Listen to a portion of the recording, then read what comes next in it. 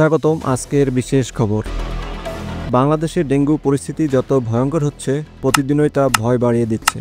গত 24 ঘন্টায় রেকর্ড সংক্রমণ ও মৃত্যুর ঘটনা রেকর্ড হয়েছে। হাসপাতালে ভর্তি হচ্ছে হাজারো মানুষ।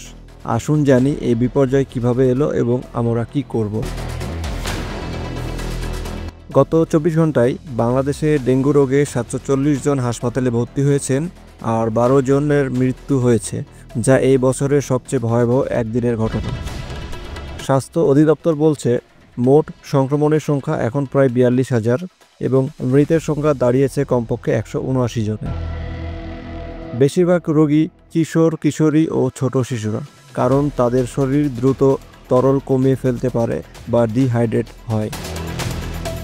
বিশ্লেষকরা বলছেন, দীর্ঘ মনসুন, বাড়তি বৃষ্টিপাত ও পানির জমাট বাঁধা, রাস্তার গর্ত, নির্মাণ সাইটে জমে থাকা পানি এসব ডেঙ্গু বয়ে আনে। নগরায়ন ও অপর্যাপ্ত ড্রেনেজ ব্যবস্থা এই পরিস্থিতি আরও খারাপ করছে। সরকারি হাসপাতালগুলোতে রোগীর চাপ বাড়ছে, ডাক্তার, নার্স ও ঔষধের তাগিদ বাড়ছে। রোগ প্রতিরোধে প্রয়োজন দ্রুত পদক্ষেপ। বৃষ্টির পর আবহাওয়া, তাপমাত্রা ও আর্দ্রতা বাড়ার ফলে মশার সংখ্যাও বেড়ে যাচ্ছে, বিশেষ করে শহর এলাকাগুলোতে। গৃহ পরিচ্ছন্নতার অভাব ও পানিতে দাঁড়িয়ে থাকা যে কোনো ফুটপাত, খাড়া গর্ত ডেঙ্গু মশার বংশবৃদ্ধির কারণ। স্বাস্থ্য ব্যবস্থা, যেমন হাসপাতালে সেবার সক্ষমতা, ডাক্তার বৃদ্ধি, ঔষধ সরবরাহ, এসব ক্ষেত্রে সীমাবদ্ধতা দেখা দিচ্ছে। পরিবারের কাছে বোঝানো জরুরি, রোগের লক্ষণ চিনে দ্রুত চিকিৎসা শুরু করা, বাড়ির চারপাশ পরিষ্কার রাখা, পানি জমতে দেবেন না।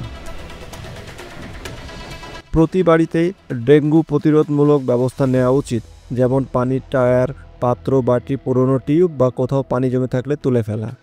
সরকারের উচিত দ্রুত ও ব্যাপক ফগিং কার্যক্রম করা, প্রয়োজন হলে স্প্রে ও ওষুধ সরবরাহ বাড়ানো। স্বাস্থ্য অধিদপ্তরকে রোগীর তথ্য ও হাসপাতালে ভর্তির সংখ্যা দ্রুত আপডেট করতে হবে, যেন জনগণ সতর্ক হতে পারে।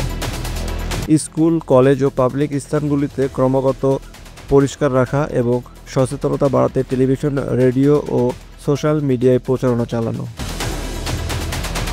রোগ সংক্রমণ দ্রুত বাড়ছে এবং যদি সবাই মিলে কাজ না করি তাহলে পরিণতি ভয়াবহ হতে পারে। আপনাদের নিরাপত্তা ও পরিবারের জন্য সতর্ক থাকুন। আরও বিশ্লেষণমূলক খবরের জন্য আমাদের সঙ্গে থাকুন। ধন্যবাদ।